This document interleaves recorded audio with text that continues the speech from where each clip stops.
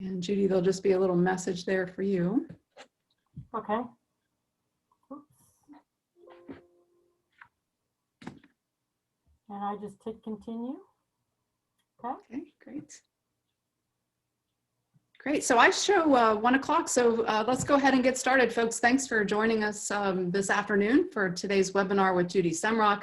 I'm really excited to have Judy with us virtually today. We were supposed to meet in person with my volunteer pollinator specialist class up at Hiram College this month to be out there in the field with Judy looking at asters and goldenrods and some of those great fall plants. But of course, all of our in-person things were postponed this year. Judy contacted me a month or so ago and said, you know, I'd love to still do the program. Can we do it virtually? So I said, that's great. Let's put together a Zoom. And we found a date that worked. And I'm excited to have Judy here with us this afternoon.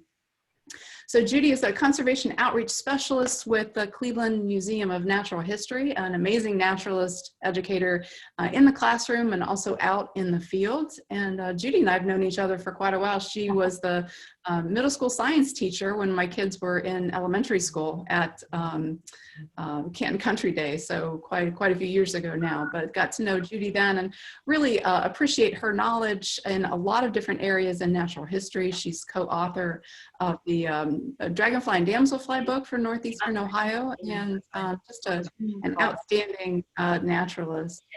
Judy, I'm going to go ahead and check on some of these mutes here and Okay. Mute myself and pass the podium over to you. Thanks so much for being with us. Well, thank you. Thanks for having this work and putting all the effort into it. And thank you everyone for joining us today. This program came about because many of the people who I speak to were either cutting things back or already getting into the fall season and not necessarily having things blooming. And I was trying to give some information about the importance of why now it's having these things that bloom from now till basically frost, why it's so important. So the image you're looking at here is white snake root, and I'll talk more about that later, but it is actually a native plant, but this shot was taken along Lake Erie during the time that the monarchs were coming across the lake during migration. And there was a bank of this plant that had just come in, I think, as a little gimme. And there were so many monarchs that were nectaring on this plant. It was just amazing. And it was part of the impetus to get this moving so that people realize that as these butterflies are coming across the lake, they're actually really, really hungry, and they need to have they need to have food. So I sort of liken it to if you're going across country and you've got your family all packed up, and if you're back in the day, you're in the old station wagon and you don't have any rest stops along the way, well, you're not going to get very far. So the idea is to try to make our yards little mini fueling stations for these species. And this plant in particular is one. It isn't blooming right now, but it is soon to be blooming, and we'll talk more about it when we get to this section. So what's in a name? Unfortunately, a lot of people, when they hear the word weed, they think, okay, I've got to pull it out, I've got to spray it, I've got to get rid of it. But the definition basically is a plant that's considered undesirable in a particular situation or a plant in the wrong place. Some of our best plants, which possess high pollen and nectar content, are labeled with weed in the name, so immediately they're considered weeds like milkweed and jewelweed, sneezeweed, and all that sort of thing. But just looking at these plants, we now have changed in our estimation of their importance. A lot of this had to do with, and the setup had to do with the farming community, because back in the day, it was all sort of based around what was good. Didn't want the cattle grazing on this or that. So a lot of these plants were then deemed as being weeds and then either gotten rid of or removed from the field. And now we do a lot of spraying, and we need to get away from that sort of thought process. And I'm sure I'm not telling you anything you don't know. I'm sure I'm speaking to the choir here with all of you folks, that you know a lot of this and that you know how important they are. And then think about berry and fruit producing plants as well. So as those fruits are available now and further into the fall and into the winter, this is when the birds need them most. The photograph that can you see my arrow on the photograph to the right? That is a pokeweed that again was up along the lakefront and was totally encased in ice, but there were birds that were picking at the berries in the dead of winter trying to get that extra little bit of energy. So, you know, there's a lot of importance in these fruits and in these flowers. And that's more about what we're going to talk about today. So on the left, you see the orange jewelweed or spotted jewelweed with the spicebush swallowtail, sneezeweed and next, and then the ironweed with tiger swallowtail. So in order to extend the flowering time of LSB is late season blooming plants, you can go in, say you have a big section of asters or say you have a section of Joe Pye or whatever. If you go in and cut some stems out, that will encourage it to start new growth, and you can actually induce those new blooms to follow the current blooms so that they actually last longer into the season that these migratory species and these pollinating species are still out and being able to use them. So as we have new waves of migrating insects and birds coming through, they will appreciate, you know, new flowers, new nectar sources. So you don't have to cut the whole thing down, but even if you cut them back, depending on the species, cut them back, you know, 6 or 8 inches or a foot or so, it doesn't take them long to send out a new set of blooms to extend that bloom time. So some reasons of why you want to plant late blooming plants. First of all, the nectar really does aid in migrating species. Think monarchs, hummingbirds, and then also think about the food chain. So if you're bringing a lot of insects into your yard or your home habitat, then you're also going to bring other species in that will then feed on those species. So you get quite an assemblage of insects and birds that will come through and use that. Bumblebees, honeybees, and overwintering butterflies like the commas, question marks, mourning cloaks, they need to gather and use nectar as food in their food reserves for their winter survival. So since they overwinter as adults, they're going to need to go into basically like a hibernation. And if they don't have enough food stores within their body, then it's very difficult for them to make it through the winter. Also, the late blooming plants aid other insects such as flower flies, that's in the lower right corner, katydids, grasshoppers, and many more, which then become food for other species, again, higher on the food chain. This middle picture here of the hummingbird that's on the cardinal flower, basically I just cut mine back a little bit so that a new bloom comes up and so that the plant actually can last longer for a bloom time. And the hummingbirds basically right up until the time they leave are using those plants. So very, very important.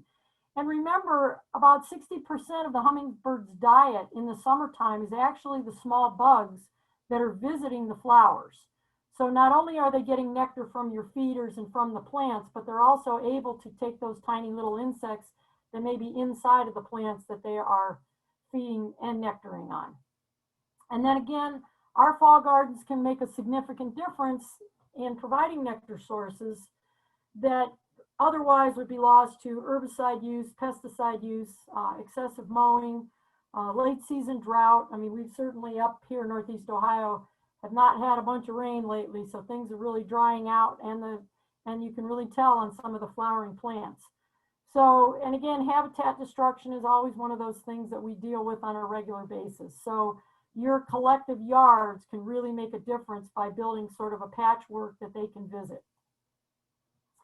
Also, the migrating dragonflies and insect hawking birds, such as common nighthawks, kestrels, and even the smaller owls, can feed on the insects that nectar on late season flowers. So we have several species of migrating dragonflies. And if you've never been out in the late summer or early fall and been in an open field and watched hundreds, maybe even thousands of common green darners or black saddlebags or wandering gliders that are all flying over these meadows, that's what they're doing. They're hawking insects because then they will continue to fly south.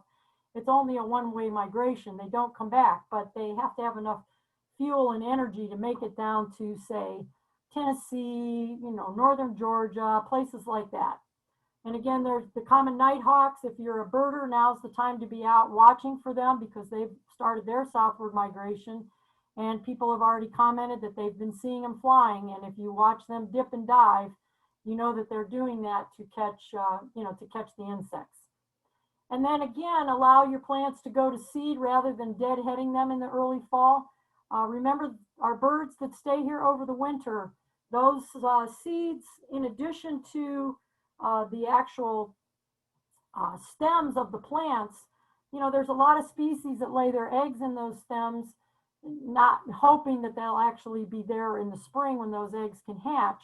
But in addition to that, if a lot of people might deadhead or they clear their gardens to make it look what they consider nice and tidy for the winter, you are removing, in some cases, the next generation of these insects that we really like to have around. So maybe if you just lay them down rather than moving them or removing them and just keep them in situ, in place, that way next spring, whoever needs to hatch out still have a way of doing that.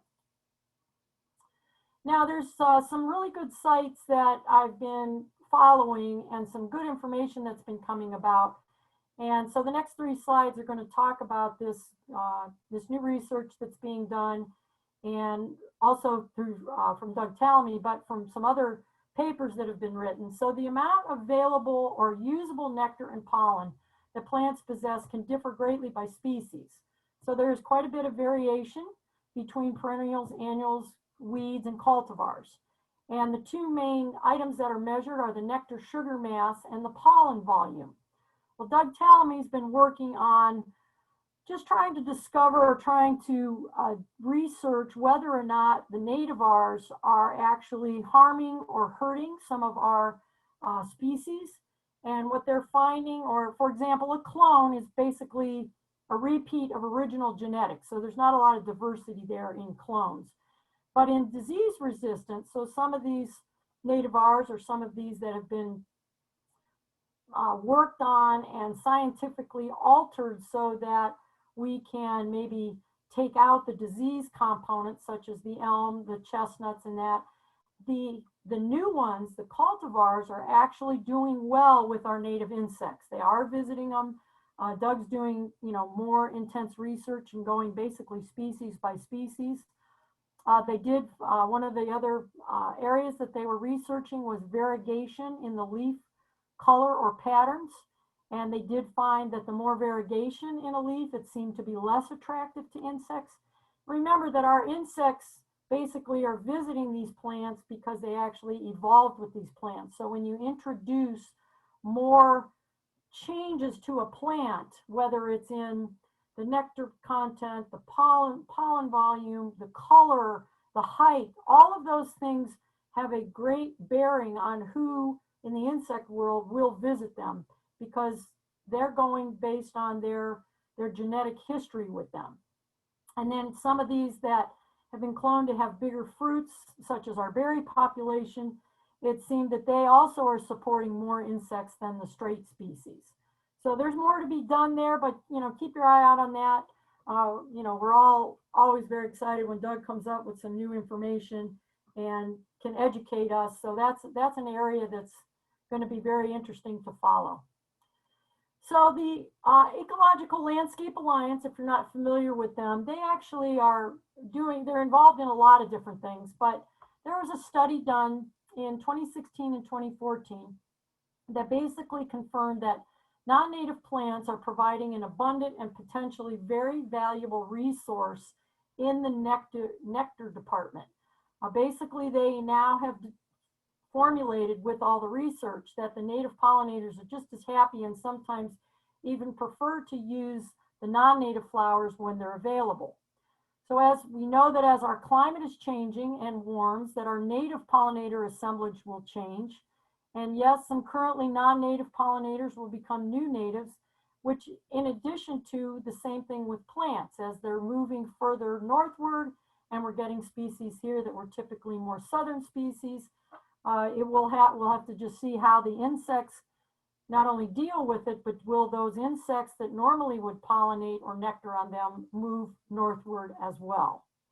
So combined with the usefulness of non-native species in other aspects such as the flowering season, aesthetic appeal, cultural importance, we shouldn't be excluding them from being planted simply by virtue of their origin, which I really like that line.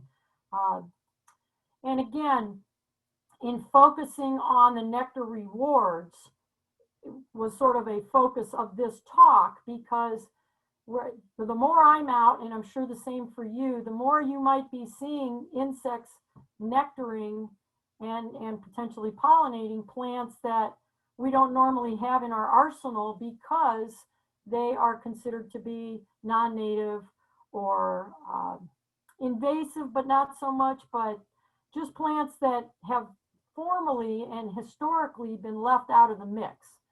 So the sugary concentration in nectar is really the key determinant of the flower quality of most pollinators, because nectar is the key source of energy. And then the second factor is the volume of nectar produced by different flowers.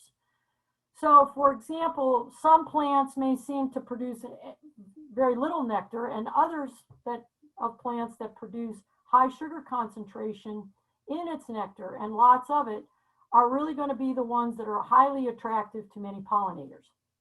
And then the protein composition of nectar can also be important, particularly for butterflies, as this is their key source of adult nutrition. Nectar high in amino acids is believed to be then higher quality for them. So this was one of the tables that came out of the research, and what I would like you to focus on, the top row are annuals, the middle row are perennials, and then the bottom row are weeds. And this study was done in England and Scotland, and it's actually fairly recent. It's been done in 2014. Some other research was added to it in 2016. But if you notice the little dots, so the measurements along the bottom are in micrograms per day, and it is measuring the nectar sugar mass of the floral unit, so basically of the flower. And it goes from 0 on the left up to 3,000 on the right. And if you look at the annuals, they start slow at 0 and then they come up. And the best annual is about at 800 micrograms per day. And that's actually, if you follow this, is the list is in order by what's the highest. So they put like the top 10 and then the top 15 and then obviously more. But this is Bachelor Button on the right, Cosmos, and then Calendulas. Those are the 3 top annuals as far as the amount of nectar that they are producing in their flowers. If we step down to the perennials, you'll see that the blue dots go up even higher. So now they're at like 1,800 if you follow it down here to the graph. And the high ones are, this is Hawkbit to the right here. Centaurea, we all know those, as Denise is going to tell me that, you know, here's another one that's not on our, it's on our list of not being a native. But again, look at the values and how high they are compared to some of the other ones that are down here. And then the Echium, we'll talk about that too, is one of the ones that we will see Viper's blue goss, and I've seen hummingbirds and all kinds of things nectaring on that. But then we move to the weed category, and you will see that the farthest right dot is showing us the almost up to 3,000 micrograms per day, and the top 10 or so go way over here, still offering 500. So we're looking at Senecio, we're looking at Cirsiums, which are our thistles, and then of course, you know, the fourth one down is Dandelion. So we tend to take these plants and get rid of them, and rightfully so on some of them. Canada thistle is not a favorite. It's also allelopathic. It's putting chemicals into the soil to give it a, you know, give it a heads up and a head start and being able to cut down on the competition. But we do have some native thistles that actually would be really good in planting. So this was a particularly interesting, you know, set of facts, but let's take it one step further. So if these are just a couple of things that we could consider. Red clover, while it's down in the weed end of things, actually on that chart, it's considered a perennial because this was an English site and a Scottish site. But red clover is one of the best plants that you can have, not only for what it adds to the soil nutritionally, but also what it entices for the insects. The other one below it, that's our dandelion. And if you're not familiar, if you go out in the spring when the dandelions are blooming, that is one of the best and first nectar sources for our spring emerging insects. When there's not a lot of other things blooming, the dandelions get a lot of visitation. The bumblebees are on it. Obviously, the honeybees come out, they're on it. But all of our early butterflies actually seek out dandelion to nectar on.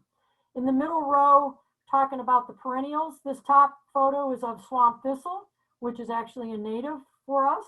And while it normally is found in bogs and fens, it does very well in your yard. And if you want to watch a lot of butterflies and a lot of other insects, plant some swamp thistle, or plant some of the other thistles that may not necessarily be as aggressive as Canada thistle, but will be very enticing. The bottom one is our Viper's blue gloss, which is the Echium. And again, the hummingbirds like it because it's got that, throaty little flower to it, and a lot of insects visit it as well. And then on our annuals, we have the bachelor button and the cosmos. We're basically the top two providing nectar. Even though it's not as much nectar as some of the others, it still is a good one because it adds color and it adds food when a lot of things either are in between blooming. So again, your focus is to have a lot of blooming plants happening over a long period of time. Because remember, if you're an insect and you come out early in the spring, then the plants you're going to be nectaring and pollinating are those that are spring ephemerals. They come out early in the spring. And then when they're done, if you're laying your eggs on any of those plants, then you better get going because otherwise they're going to be done and back underground. And so remember, the plant also has a lot of dictation as to what will pollinate it. Time of year can be very important. All right, so let's get into our goldenrods. We're going to talk about some factors about them and get into some identification, but nothing real lengthy because we could be here for days. So there's more than 100 species that have been described in goldenrods. There's only one species native to Europe and Asia, with a few found in South America. But the greatest goldenrod diversity is in North America, where we have approximately 60 species found coast to coast. Ohio has 21, 22 native species, and the reason there's more than one number there is because when we did our goldenrod book, which has a lot of great information, including tables and photographs and measurements and everything, and a key, there we went by the plants that were in the museum's herbarium, and some of them were brought in that they're now in the area, but they're not necessarily as what we call a true native to Northeast Ohio, but they are native to other parts of Ohio. So the goldenrods support more than 430 types of insects and arachnids, which use them for food or parts of their life cycle. And then they benefit from the insect interaction because their pollen is so heavy, they need an insect to carry it from plant to plant in order to pollinate. So here we have our honeybee. We have, here's some of the buds of some of the goldenrods. Obviously bumblebees love it. Goldenrods are just getting ready now to come into their own. The ones that are blooming now, if you find them and they have the red stems, cleverly enough, they're called early goldenrods. So more than 1,000 flowers are produced on a single plant. And the fact that they bloom in late summer and early fall is really critical to the monarchs that are, and other species that are actually making their flight southward. And then our native bees rely heavily on this nectar because if they are going to hibernate for the winter, again, they need a food store to make it, whether they're under a log or underground or in the leaf litter. Bumblebee species need a steady supply of nectar through the fall or they won't make it through the winter. And then in the winter, when the goldenrods go to seed, they provide a valuable food source for things like siskins, chickadees, finches, juncos, small mammals, all kinds of insects can benefit and mammals can benefit. So let's look at the plant, look at the flower. We're going to kind of go through this quickly. These are just some terms that you probably already know because they're part of our whole biology of the pollination, and from pollination to seed to and flower. But goldenrod belongs to the genus Solidago and Euthymia, the subcategories in the sunflower family, so they're Asteraceae. So the blue circle, basically it's taking one of these flowers, and I just enlarged it a lot so that you can see that is an individual goldenrod flower, and that's called a floret.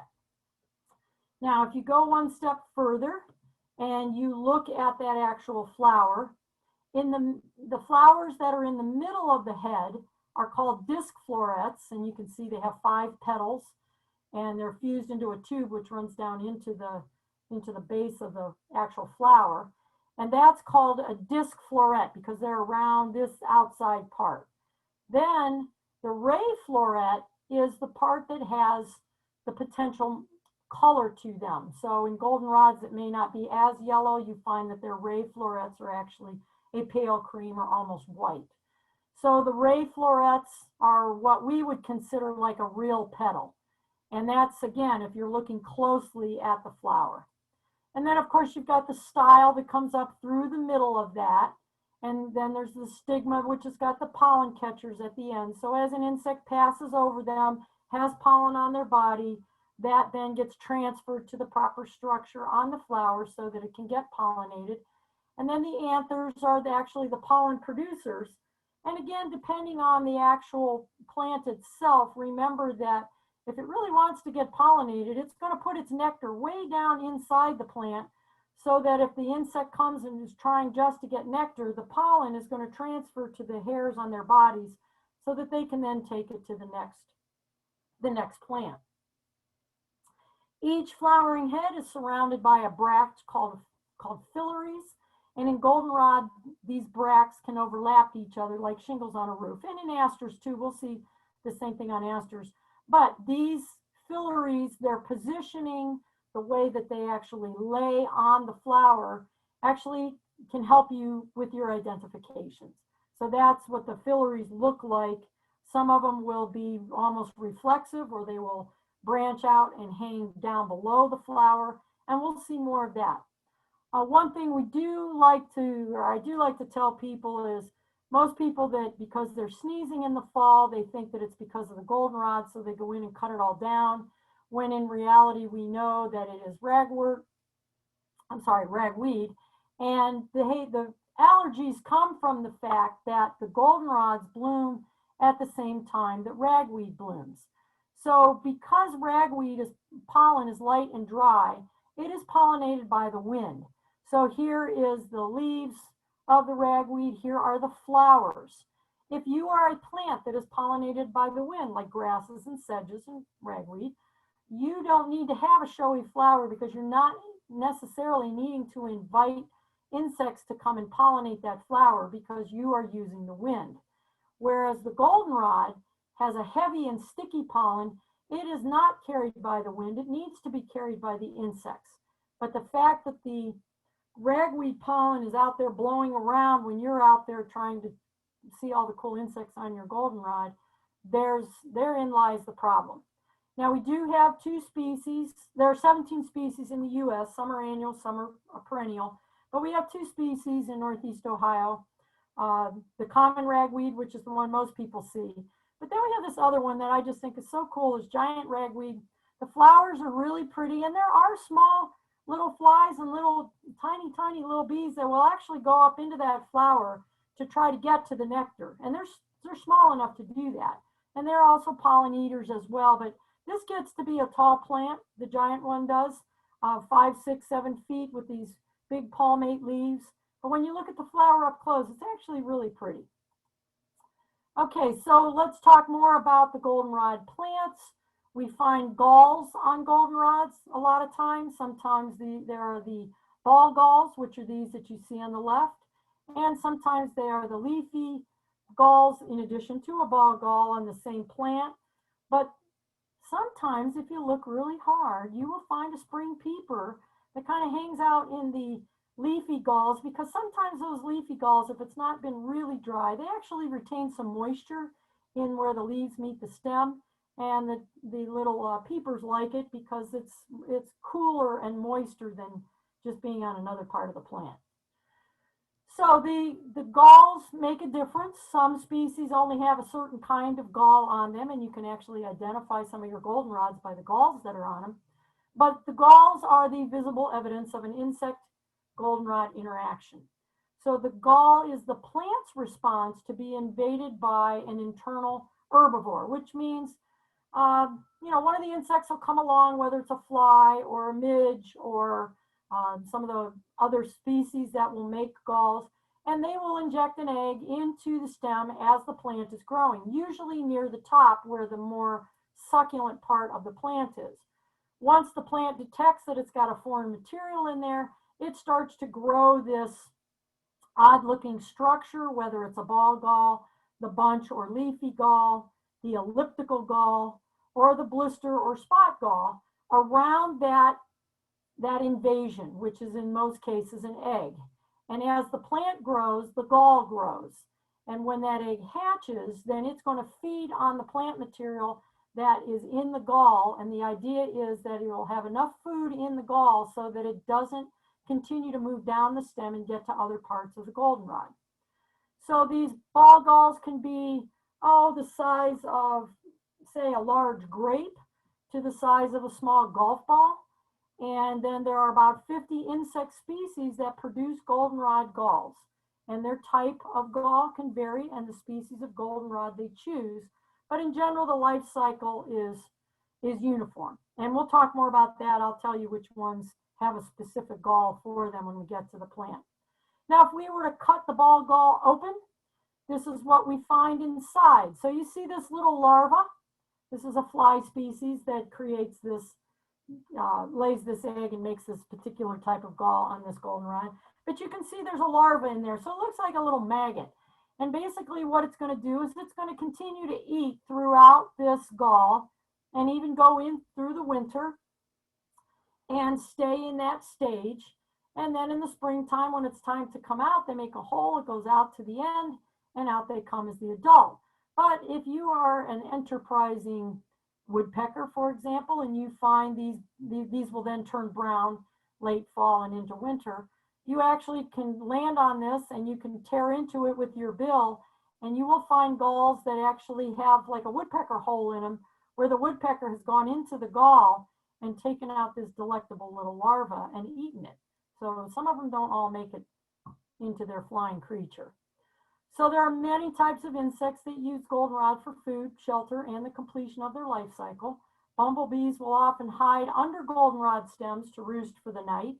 So if you're outside on, say, a night hike and you've got your black light flashlight or a regular flashlight, look underneath the goldenrod stems, and many times you will find the bumblebees roosting there. Same thing, here's our honeybee gathering pollen. You can see the little pollen baskets on the legs. There's just so many things that will use it. Day-flying moths, butterflies, flies, wasps, and beetles can all be found nectaring on goldenrod. Male mosquitoes, when you're out at night looking at goldenrod flowers at night, not only do you find a wealth of different moth species, but you actually find the male moths, male mosquitoes, that are putting that nectar and pollen into their sperm packet to pass on to the females, because it's really the females that give you the sting and the bite, not the males. So during the day, again, how would you not want to have this beautiful plant with all these great common buckeye butterflies nectaring on it? Same thing with our hair streaks. They will also use them. Not that they are ones that migrate, but they are doing their fueling thing. And then we also have species that can only use goldenrod, and that's called being monophagous. So we have at least 8 moth and butterfly species that feed exclusively on goldenrods. And then there are many more that can feed on goldenrods, but can also feed on other plants. The asteroid, this caterpillar that you see on the right, you can see how well it blends into the goldenrod, but it will eat both the flowers and the leaves and the stem. Same thing with our brown hooded owlet. That's another one that you can find on goldenrod stems a little later in the season. And of course, the goldenrod leaf beetle. And yes, you know what this is coming out the back end of it. of course, I didn't mean to take that picture right then in action, but you never know. We always learn something from those kind of shots. So again, these are all species that use goldenrod specifically, and it's very important that they have that plant. Same thing with the predatory insects. So praying mantises, true bugs, spiders can all be found hunting prey on goldenrods. And the idea is that they look very camouflaged so that their unsuspecting prey don't see them. This photo here you see is a praying mantis, which has caught a monarch. And unfortunately, the little sad face is because for us up here in northern Ohio, northeast Ohio, we don't ever see the Carolina mantis, which is our native mantis. It's pretty much been replaced by the Chinese and European mantises, which are both non-native. Being the good gardeners that we were back in the day, we would order the egg cases for the praying mantis so that we could put them in our gardens to eat the aphids. And of course, we were given all non-native species, which are the two that we now see most often up here. The same thing with another great true bug, our green lacewing, which is a wonderful predator both as an adult and as a larval form. It will hunt across the top of goldenrod flowers. And then the fabulous goldenrod crab spider that you can see here, but again, very well camouflaged. So if a little skipper or something lands on the end of that to try to nectar, they're in trouble because they will be part of the process. So I'm just going to give you a little gallery on a few species of goldenrods that are going to be ones you will mainly see. This is the one that is starting to bloom now. Those of you further in southern Ohio, you will have, this one's already in bloom for you. And again, most of this is talking about how it affects us up here, but this works for the whole state. There is common throughout Ohio, fields, roadsides, disturbed sites, just about any place you have a field or even a ditch along the side of the road, you will find it. 2 to 4 feet, it's common, starts blooming late in June in the southern part of Ohio and then runs into early September. The heads are broadly pyramidal. Glabers are smooth within and below the flowering area. And then the leaves are smooth on both surfaces, upper and lower. And then they become progressively smaller as they work their way upward from the base.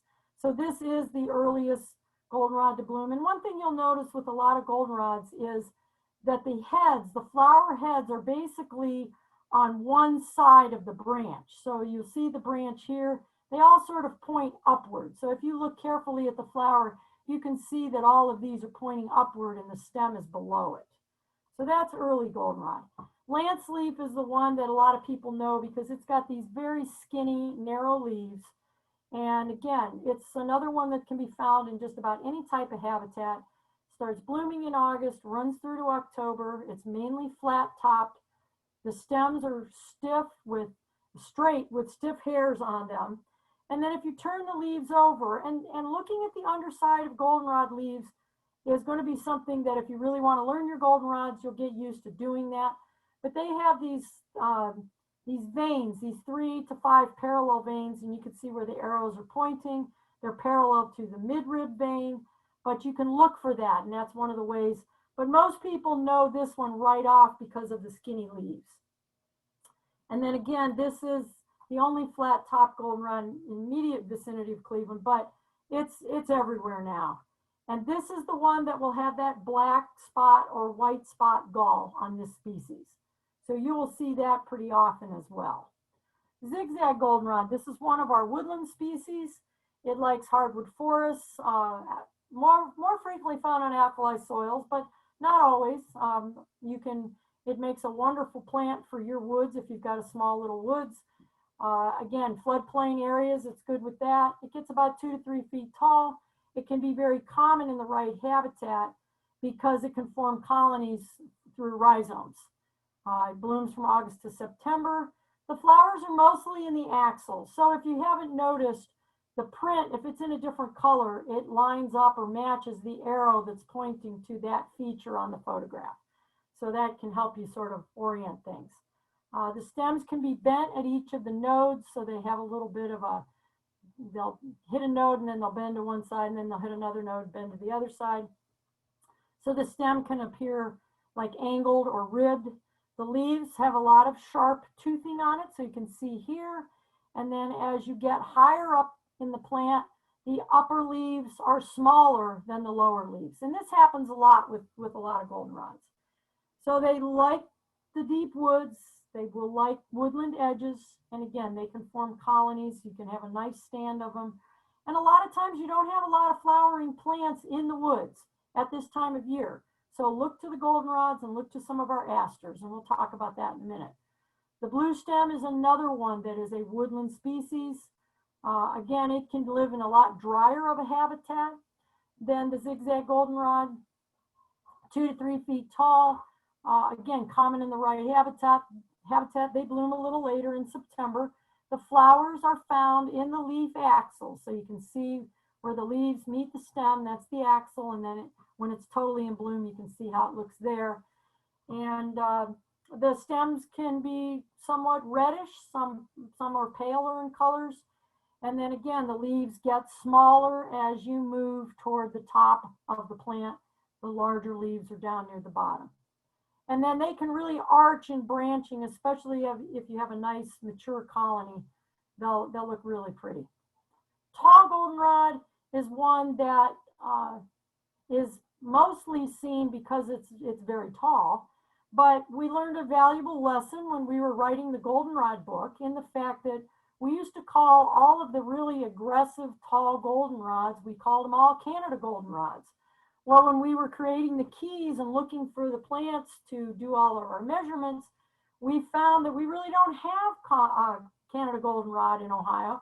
We had to actually go to Canada. And we had people sending photographs from like upper part of Michigan and things like that. So when you hear the term Canada goldenrod, it's not really a species here for Ohio.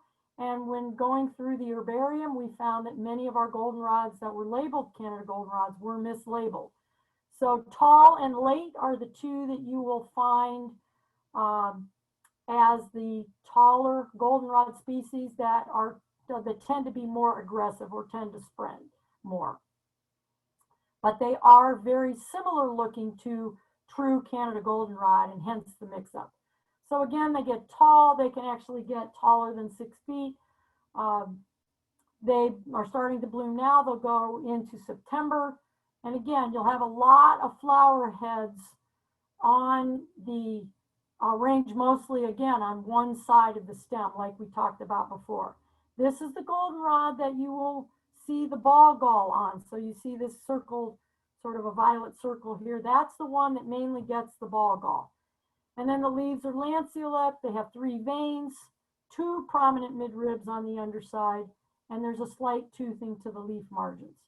So again, these 3 species, late, Canada, and tall, can be very, very similar and can be very confusing. Now, you get an open meadow like this, and you're going to have everybody that's either migrating or needing nectar to come and visit. So if you've got the room, or you've got a place that all you have is a bunch of turf grass, think about putting in some of the other species of goldenrods that may not be as aggressive, but certainly provide a lot of great food. Okay, then we're going to move into the asters. And again, there's so many more identification features on these plants, but we just can't do it all. We'd like to do it all, but we can't. Again, asters are one of the most important late season pollinator plant groups. We currently have 35 species, 5 of which are rare. They are split into 6 genera, but the largest one is Symphyotricum, which is 25 of the 35 are in this genus. The sugar content in aster nectar is actually pretty high, 24 to 40%, 41%. And the ray flower colors range from white to pale lavender to blue to purple. And that's mainly what you see are the ray flower colors when you look at asters. And then asters can be found in just about every habitat type, and many do well in home garden settings. So doing the same thing we did for the goldenrods. The asters are part of the composite family, which is Asteraceae. The flower head is composed of 2 sets of flowers. The ray flowers are the colorful ones, so these will be the ones that look more like a petal. The disc flowers are these 5-petaled flowers that are in the center of the flower. And the disc flowers typically are yellow, but in some species they can be reddish or maroon in color, and we'll talk about that too. Again, the asters also have phyllaries, and those are the bracts that surround the flower head. And in some of these species, the phyllaries, depending on their position and how they lay and how thick they are, and if there's space between them, that all is very helpful in identifying aster species. So this is just sort of a worksheet. When you're trying to determine what type of aster you have, look at the color of the ray and the disc flowers. Look at the general size of the flowers. Is it a massive collection of a bunch of color on the end of a branchlet, or are they more spread apart, like in this lower photo? The number of ray flowers, are there few or many? That has bearing on species. The flower groupings, are they crowded as a grouping, or are they sparse? Are they rounded or flat topped? And then along the stems or in distinct flower heads. The leaves, do the leaves clasp the stem? Are the leaves, bigger or smaller as you go up the stem toward the top? Are they smooth or fuzzy? And then again, noting sizes between the upper, middle, and lower or the basal leaves. The branches, meaning do they branch outward, or are they more concentrated into the center? And then the overall plant height and the overall general appearance. And then what habitat are they in? Some of these aster species can only live in certain habitats, and that helps with an identification. So let's just go through a few. These are ones that you might see more often, but here are some asters with blue, purple, or lavender flowers. The New England Aster, which is the upper left photo, is probably the one that most people see. It gets tall, it's very vibrant in color. But we also have purple stemmed aster, hence the name because of the purple stems, smooth aster, and then crooked stemmed, or we also have zigzag aster, like we have a zigzag goldenrod. And then we also have another light blue one, which is the blue wood aster, which is a woodland edge type aster. And then we have asters with white flowers. So the white wood aster, the flat topped aster, which is more the wood aster, obviously lives more in the woods or woods edges. Here's the flat topped aster here. And if you were to do a comparison, so when we said in a previous slide to look at the number of ray flowers as opposed to, let me back up a second here. So we talked about here that It's okay. You have to the number of, let me go one more here for you. So if the ray flowers, which are the more that look like a petal, are there many or few? When we go and look at this white species, look at the number of ray flowers on this flower as compared to the number and size of ray flowers on the panicle aster. So panicle aster ray flowers are much narrower. Same thing on the flat-topped asters, the ray flowers are much wider. So again, these are all things that you can look at and will help you to identify aster species. And then of course the frost aster, which also holds its flowers until frost and can actually stay even longer. And then the calico aster is one that we see a lot in open meadows and woods and fields. And it's got the centers that can be more than just yellow. They can be sort of a red or maroon color also. So just a little brief description of some of the aster species. This is our most common one that people probably recognize. The New England aster, field, road size, woodland edges, 2 to 4 feet, blooms from now until early November. And again, those of you in middle to southern Ohio, these are already blooming for you. The heads are a pinkish, purplish, lavender color. The stems are covered in these soft hairs. You can see down here in this lower left picture all the little hairs on the stems. And it's rough. If you feel the stem, you can feel that the texture of that stem is rough. The leaves clasp the stem, so you can see where the yellow arrow is, showing the clasping aspect of the leaf. And if you do crush the leaves, they do have a fragrance to them. Most people describe them as being spicy. They do attract a variety of bees, butterflies, and other pollinating species. This is the host plant for the pearl, one of the host plants for the pearl crescent butterfly. And here you see a mating pair of pearl crescents. And here's the little larva down here, which really doesn't look like much because they're not very big. And then this is our largest of the purple colored asters and can be very obvious from a distance. The purple stemmed aster is one that is actually a favorite because late in the year there's not a lot of blue and purple colors of flowers, so a lot of people like to find these and plant these. Again, they do like to be in a more wetter habitat, but it doesn't necessarily mean that they need to be totally wet. They like to be around the edges of areas that might have some water to them, a ditch or something like that, and wood and water edges to streams and things. They start blooming in late August, go into early October. They are lighter in color than the New England Aster, and they have fewer flowers on the top. So the actual top head of the plant is more open than what the New England Aster was. The leaves also clasp, and you can see here where the yellow arrow is that this leaf is clasping the stem. And the stem also has these stiff hairs. Typically they're reddish purple in color, but not always. Sometimes you find them and they're not. So, you know, they can be difficult.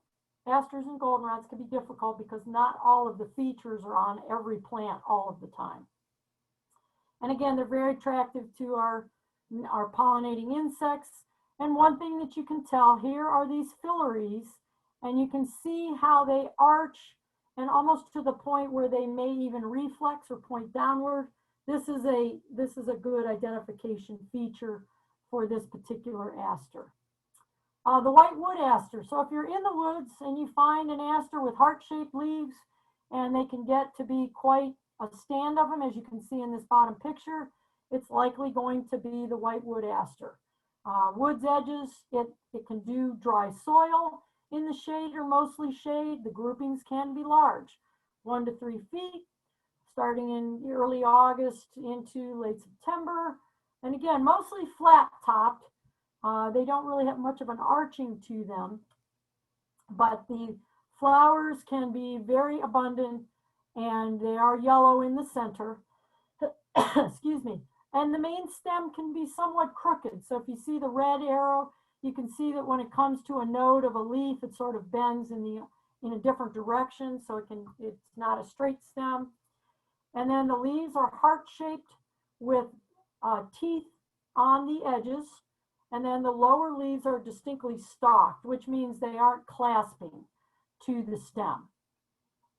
And then again, they're very attractive to a lot of the pollinating species, especially those that hang out in the woods. The flat-topped aster, this is one that we see in an area, but this is probably the #1 white aster for people that ask me where they can get seeds for them, because they would love to have the Harris's checker spot, which of course is a very rare species, come back into Ohio and be found. That is the food plant for them.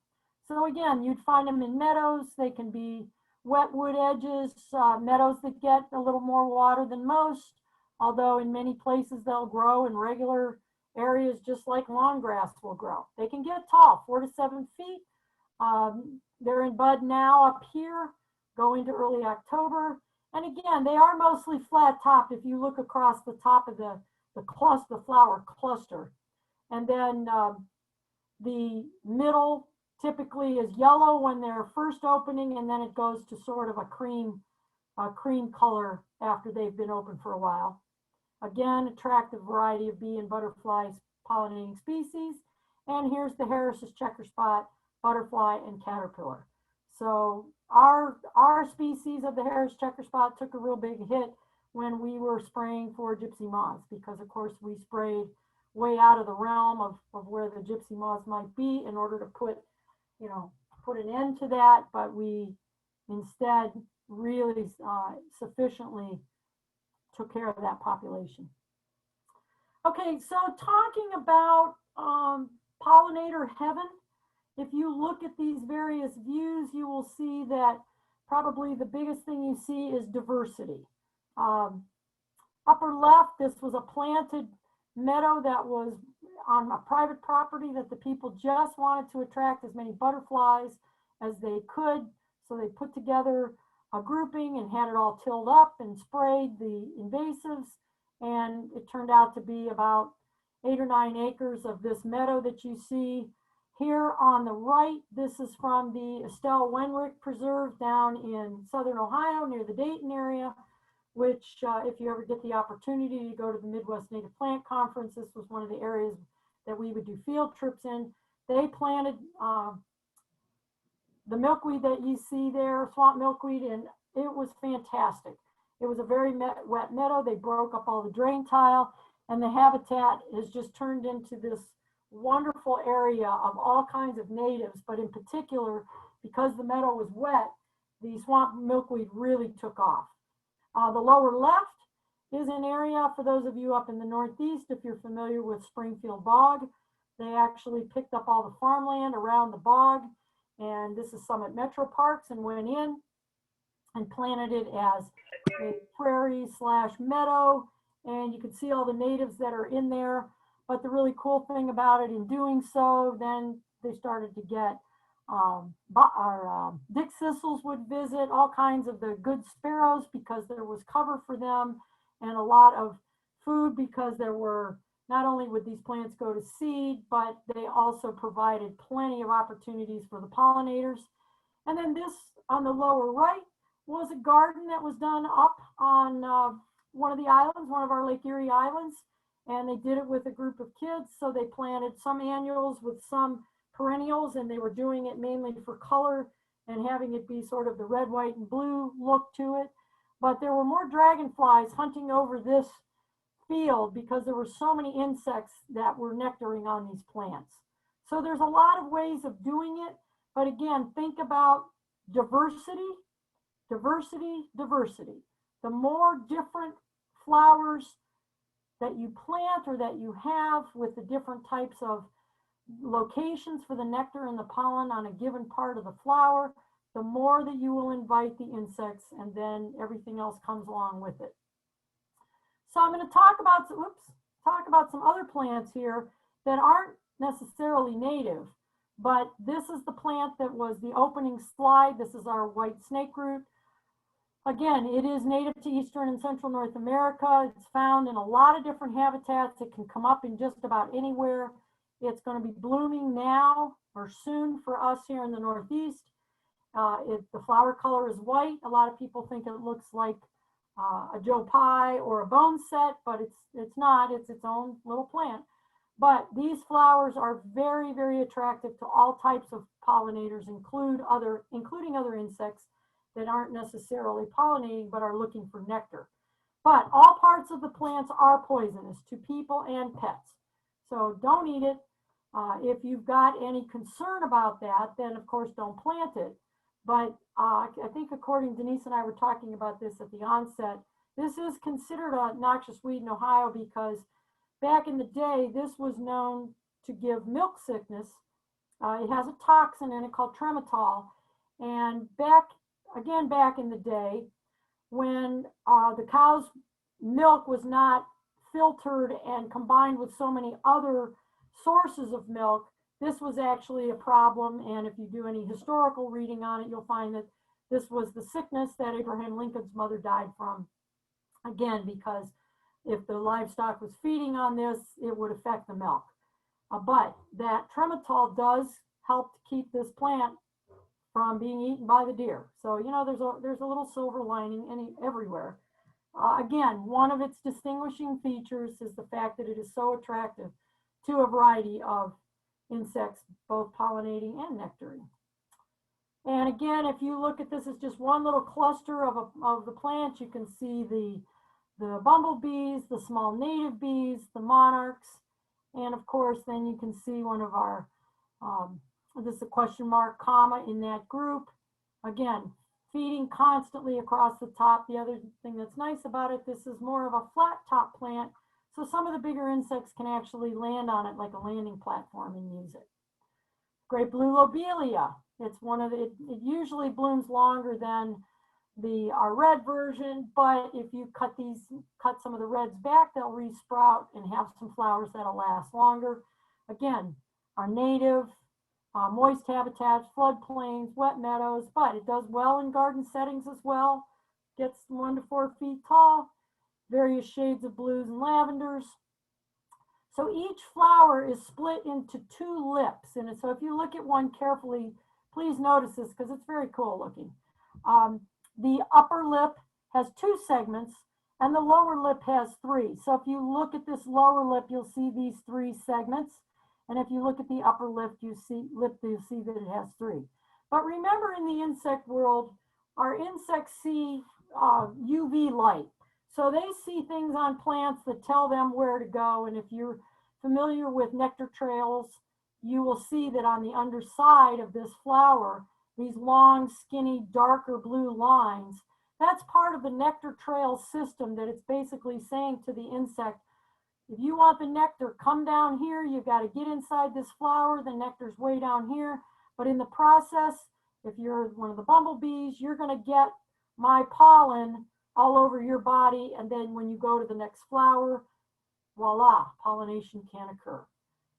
The hummingbirds like this. Again, it's got that little throat to the flower. So useful in many cases. Turtlehead. This is another native.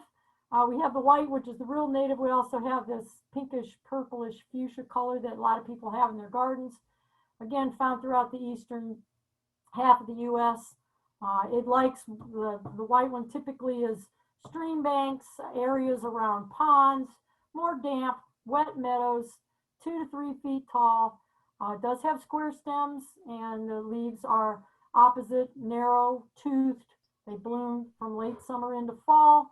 The flower color, again, that white to that pale pink. But then there are some cultivars that have other colors that look a little different.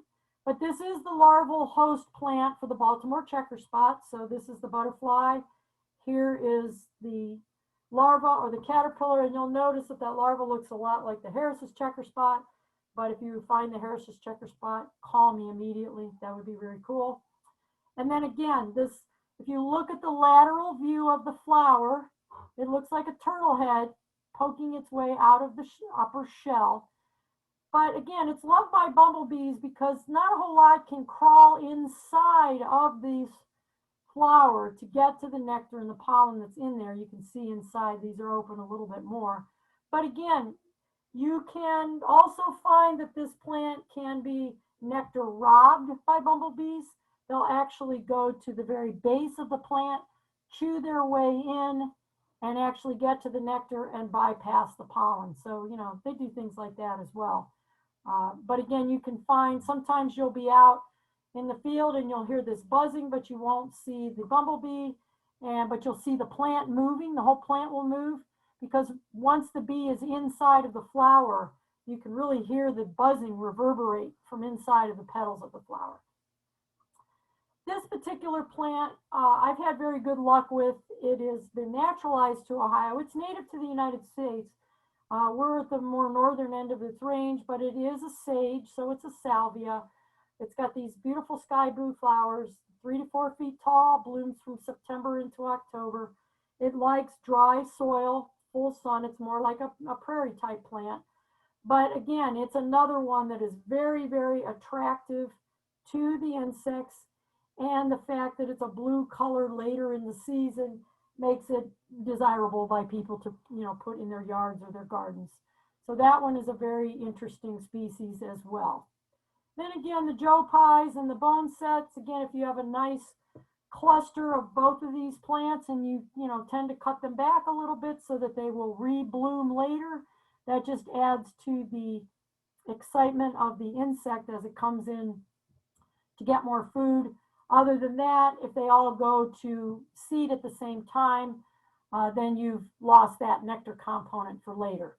Again, tall ironweed, black-eyed Susans, Caryopteris or dark night. That one usually dies back in the winter for us up here in the north. But again, it will, resprout. It's more of like a woody, but it doesn't get big. It's actually a small plant. But again, these tubular flowers that the hummingbirds and the butterflies can get into with those long tongues make it attractive. Then we're going to talk about some annuals. Annuals can be very important. This one happens to be my favorite right now because I can't tell you how many insects I have photographed on this flower. Unbelievable. It is a native to Mexico and Central America, but it grows well in Northeast Ohio as an annual. Regular garden soil, sunny exposure, keep it watered 4 to 7 feet. Can make, one plant can get nice and robust and big. It's got that vibrant orange color, reddish orange. It is greatly favored by the migrating monarchs. All the swallowtails seem to just like draw to it immediately. A lot of bumblebees will visit it. Again, the bright orange color really makes it stand out. The leaves are large, so it can really be quite a showstopper as if you have a grouping of them growing. And they can be very easy to grow. You can also grow them from seed and they do well. Purple top vervain. This is one that can actually sometimes come back from seed the next year if we don't have too hard of a winter. But again, it's native to South America. We grow it here in Ohio as an annual. It can reseed. It likes full sun in average garden soil, 2 to 5 feet. You can also extend the bloom time by deadheading, some of them. Starting now, and actually some of these have already started to be blooming. So for us, they've been blooming now even into July. They've got some different cultivars now that actually start earlier. They are very, very attractive to bumblebees, butterflies, flower flies. The hummingbird, this was one that was actually on one of my plants here at home. And so they like it as well. You can see that little tubular flower that is attractive to them. The stem is very sturdy, so some of the heavier insects can land on them, and the migrating monarchs, it's one of their first choices. Pineapple sage. Again, this is one for us, starts to bloom and then invariably we get a frost and it kills it like immediately. So for up here in Northeast Ohio, once it starts blooming, it brings in all kinds of great little species. But if frost is forecasted for the night, you need to cover it. And if you keep doing that for a while, you can get, more time out of it in blooming. But again, it's one that is very desirable to the hummingbirds. And if you live in the southern part of the state, this will bloom obviously earlier, so you have more time with it. For us, it's kind of tough because sometimes the hummingbirds have already started to migrate and these come out and have these beautiful red flowers. So September into October, red to scarlet colors. It is an herb, so it really does have pineapple scented leaves in addition to these beautiful red flowers. So actually, if you have it potted planted in a pot, you can bring that in on the nights, obviously, that are calling for the frost to get some extra time out of it. Okay, jewelweed.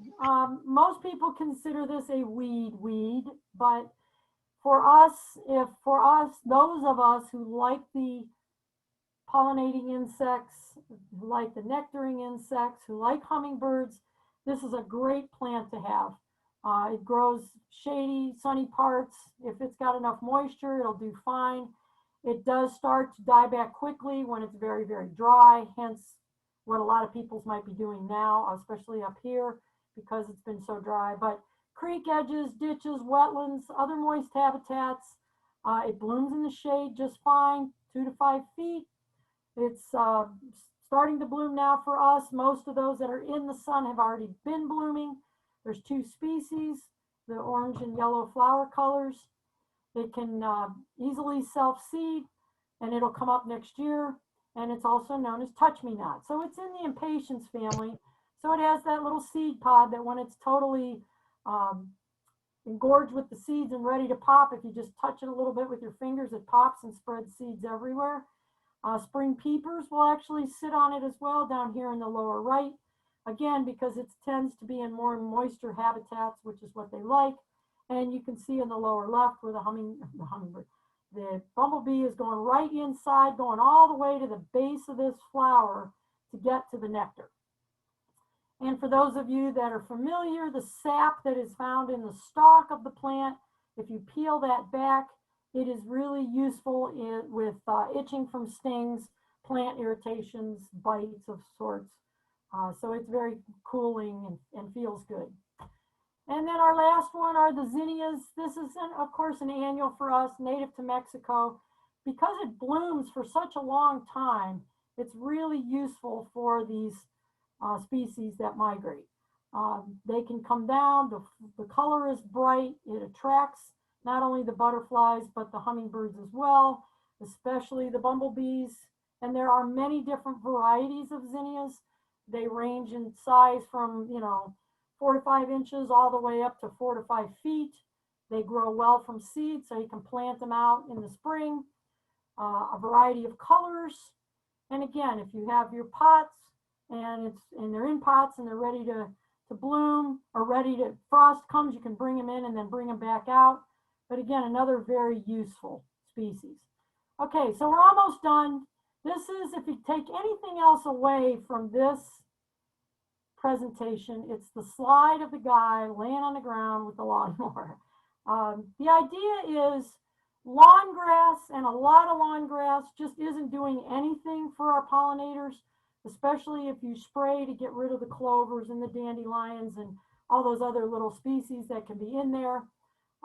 Think about reducing your grass by 1/3 each year till you don't, may not have any more. Those of you that have zoning restrictions, there's ways of working around that. If you mow the first 10 or 20 feet of your yard so that it looks well kept, you can keep the backyard with like a no-mow lawn mix, things like that. Think about your lawns being costly in terms of watering, gas, equipment, loud when people are blowing the leaves around or they're mowing the grass and catching the grass rather than leaving it. And then if you're spraying it or you're having a company come in and spray it, all very unnecessary expenses that you can sort of help out if you try to change what you're doing with your lawn. Again, herbicides, fertilizers, and other chemicals that are applied to make it look like a big lush green lawn. We're poisoning our ecosystem, that all those chemicals get into our groundwater supplies. And, believe it or not, you're drinking it. We're all drinking from the same well, basically. And then, or use rocks, clovers, herbs, mosses, and other short beneficial plants as grass replacements. And for those of you that have dogs, remember dandelions and clovers and other naturalized plant species tolerate pet urine very well. The next several slides are going to be resources. So you can either refer to these later, but this first one is on seed and plant resources. OPN Seed, which was formerly Ohio Prairie Nursery, has a great eco-friendly lawn alternative seed mix, which I highly recommend. Now they have changed their name because basically now they provide mostly seeds as opposed to plants. Prairie Moon Nursery, a great catalog with a lot of good natives that also provide seed mixes. And if you have certain seeds that you want in your mix, for example, OPN will actually put that together for you. The Wild Ones, another good organization that gets into the importance of native plants and natural landscapes. And then LEAP. And I want to tell everybody about LEAP because it's got a great little interactive map on their website. LEAP is the Lake Erie Allegheny Partnership. We all belong to this, many of us belong to this in Northeast Ohio. And when I say us, the park districts, the museum, a lot of the land conservancies pulled together, to create LEAP. And in doing so, it has a great website, but Cleveland Metro Parks helped by putting together, yikes, the map. And when you go to the link, click on the map, and it'll give you all the nurseries in the area that provide native plants. So it's actually a really good resource. And it'll work for all of Ohio, but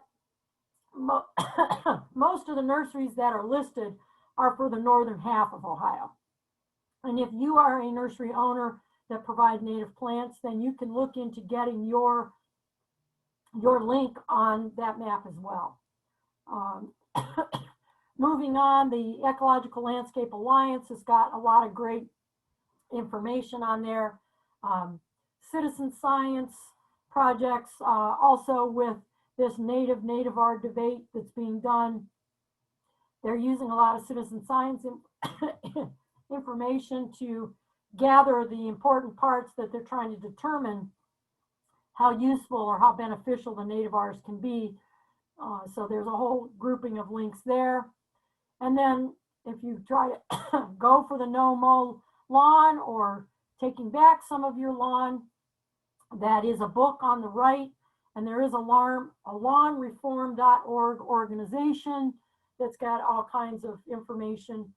This second one down here, this eco-beneficial interview with Doug Tallamy, is very interesting, very good. So if you get the chance to link onto that and watch that, it's actually very good. And then the last slide are just some books that are out there. The Native Asters of Ohio was done by Sigrid Nielsen. She did a great job on the book. It's got keys in it. It's got all of her drawings in it. The Goldenrods of Northeast Ohio, that's the book that we put out with the museum. And there's information through Denise with that on that book. Then, of course, the Attracting Native Pollinators, Pollinators of Native Plants, and the 100 Plants to Feed the Bees. Heather Holm, the Xerxes Society, all of those groups are, put out some really interesting information. One in particular, this top one, this blog from Dennis Profant, he sadly has passed away, but his blog is still online, and he's got wonderful photos and a wonderful section on Ohio asters. So if you're interested in learning more about that. Also, the second one down, the Ontario website on wildflowers also has a good site on learning the asters. So again, all good information on those last 3 slides. And now we're all done. If you have questions, and as long as they're not hard, I'm ready. Great, thanks so much, Judy. Folks, I know Judy would appreciate a thank you in the chat pod if you have to run off to another meeting. Thanks for joining us. Judy, I know we had a couple questions as you were going. One was about asters to be aware of, maybe some that are a little more aggressive in the landscape. Do you have any warnings there? It all depends on what habitat you have. If you have room for some of those that are, say, considered more weedy just because they can take up a bigger section. But what I like to tell folks, and on some of these species, is if you have an area that's covered by non-native species, such as, bad grasses, things like that, put a flowering plant in there, put an aggressive aster or an aggressive goldenrod. The ones that I listed in the presentation, those are ones that don't tend to get as aggressive. Those that were the woodland one, the white one that we saw, the white woodland aster, they can make a bigger colony, but it's not that they're aggressive to where they are blocking out other species. So, there are others that, like I said, in the goldenrods, the tall and the late goldenrods in particular can get and build up a large group through the rhizomes, but there are others that do really well. And if you're able to look through the book, many of those talk about the fact that they showy goldenrod and things like that. They stay where they're put. They don't spread as rapidly. And folks that have smaller areas, you can look at the reference information in the book to pick out those that would work better for you. Some of those that are very rare live in very rare habitats, so bogs and fens, and unless you have one of those, I wouldn't recommend trying to get that and plant it because it won't do well in a backyard situation. So yeah, the plants that I put in for the asters, those are all ones that would be good for, not getting really aggressive. However, the taller aster that was the plant, so if I'll go back a bit just so we can see a couple of these. The flat-topped aster, while it gets tall, it actually is one that you can just go through, and if you wanted to, keep it in an area, it's easily pulled, but it makes a great companion planting with, say, Joe Pye and some of those others that are also late bloomers, the tall ironweed and that.